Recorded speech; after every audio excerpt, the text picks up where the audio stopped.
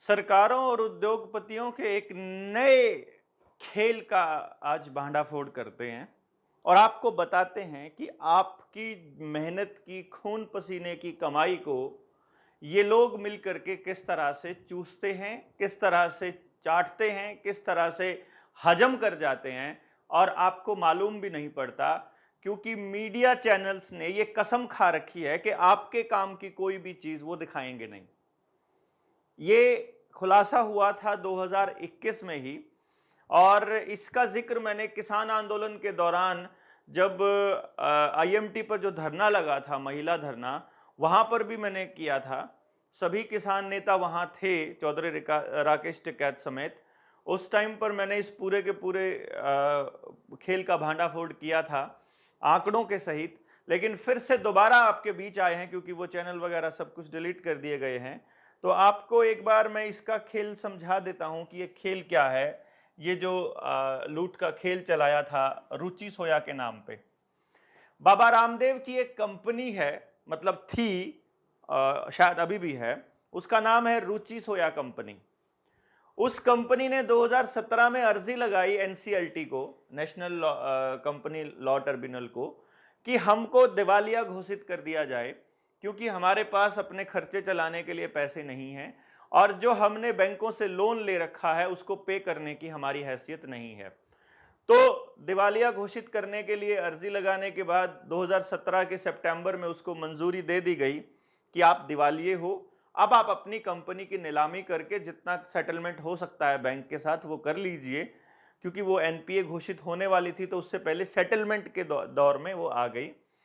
Total 12,146 crore रुपए, यानी इतने रुपए जो थे, इतने रुपए का लोन था उस कंपनी के ऊपर, जिसमें से ज्यादातर लोन पीएनबी से था और 1816 करोड़ रुपया, 1816 नहीं है ये, 1800 करोड़ आप इसको मान सकते हैं, 1800 करोड़ रुपया जो है ये एसबीआई से था।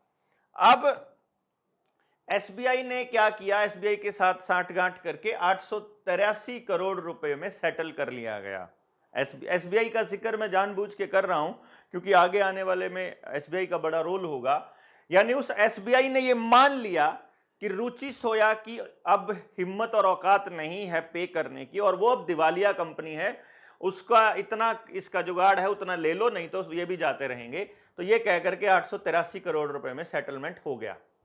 यानी लगभग लगभग हमारे बैंक को, एसबीआई को, यानी आपका खाता अगर एसबीआई में है तो आपको 1,000 करोड़ रुपए का नुकसान हो गया। उसके बाद उसके कुछ नीलामी के वक्त जब उसको इजाजत मिल गई अपनी कंपनी बेचने की, तो उस टाइम पे उसी कंपनी पे, रुचि सोया कंपनी पे ही पतंजलि ने बोली लगा दी।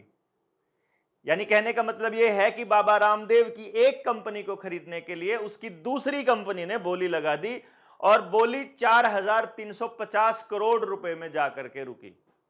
यानी कि उस कंपनी को 4,350 करोड़ रुपए में बाबा रामदेव ने खरीद लिया, दूसरा कोई और वहां पर उसको खरीदने के लिए आया नहीं, जिसमें से 3,250 यानी 3,250 करोड़ रुपए का लोन उसे बैंकों से ही मिल गया। समझिएगा, जो कंपनी क्योंकि घाटे में थी तो उसका सेटलमेंट हो चुका था, दिवालिया घोषित हो चुकी थी, उसे कोई और खरीद रहा है। अब बैंक को यह मालूम है कि यह कंपनी इतनी हिम्मत नहीं है कि यह प्रॉफिट कमा सके, तो जो कंपनी प्रॉफिट कमा ही नहीं सकती उस कंपनी को कोई भी बैंक लोन क्यों देगा। लेकिन फिर भी लोन दिया गया 3,250 करोड़ रुपए, जिसमें से 1,200 करोड़ रुपए का लोन एसबीआई से ही मिल गया। समझ सकते हैं, यानी जहां पहले एसबीआई ये मान चुका था कि ये नहीं पे कर सकते हैं, 1,000 करोड़ रुपए का नुकसान यहां पे हुआ और 1,200 करोड़ रुपए इसने बाबा रामदेव को फिर दे दिए दोबारा से।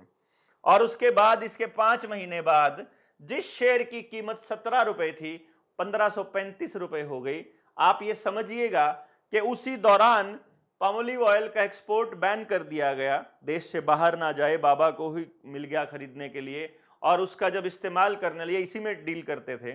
और आपको बताएं कि जो कंपनी 2019 में जिस टाइम उसकी नीलामी हुई उस वक्त 3,450 करोड़ रुपए की थी, मात्र 2 साल में केवल 2 साल में 2021 में वो कंपनी 35,360 करोड़ रुपए की हो गई।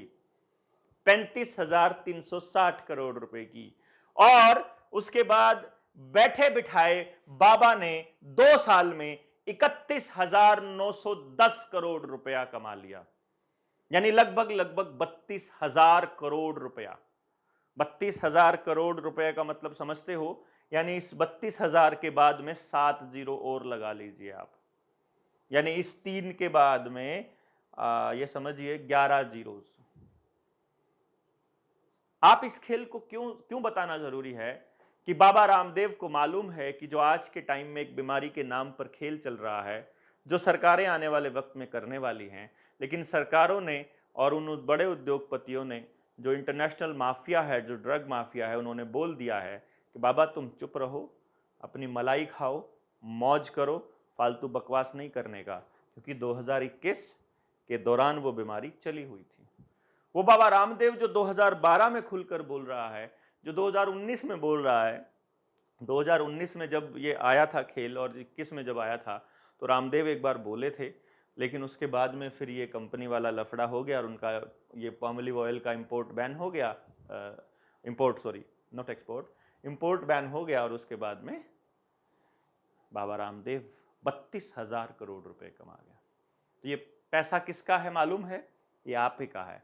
चाहे शेयर मार्केट हो, चाहे बिटकॉइन हो, चाहे क्रिप्टो करेंसी हो, चाहे ये सारा का सारा, जब तक ये पैसे का खेल उनके कंट्रोल में रहेगा, जब तक आप अपने आसपास लेन देन का अपना एक नया तरीका नहीं खोज लेते, जब तक आप अपने लिए एक समाज नहीं बना लेते जो एक दूसरे की सहायता करे, जब तक हम सरकारों के ऊपर डिपेंडेंट रहेंगे, तब तक हमारी यही हालत रहेगी।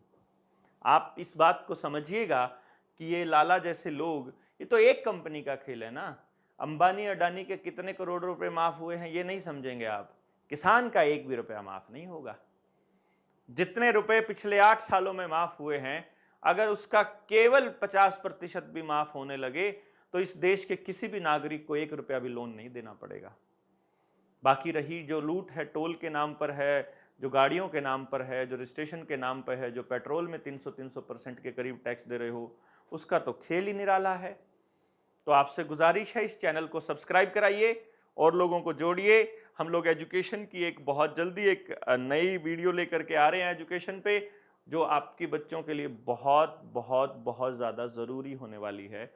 और एक ऐसा एजुकेशन सिस्टम जो 100% एम्प्लॉयमेंट दे, वो कैसे बनाएंगे, ये चीज़ आगे जा करके उस सोल्यूशन तक जाएगी। तो जब तक अगली वीडियो आती है, तब तक के लिए आप लोगों को शेयर कराइए, वीडियो शेयर कीजिए, कमेंट ज़रूर कीजिए, इसके ऊपर कुछ ना कुछ लिखिए, आप बताइए आप हमारे को, और अगली वीडियो लेके आएंगे। तब तक के लिए बहुत बहुत धन्यवाद। तब तक के लिए शुक्रिया, शब्बा खैर।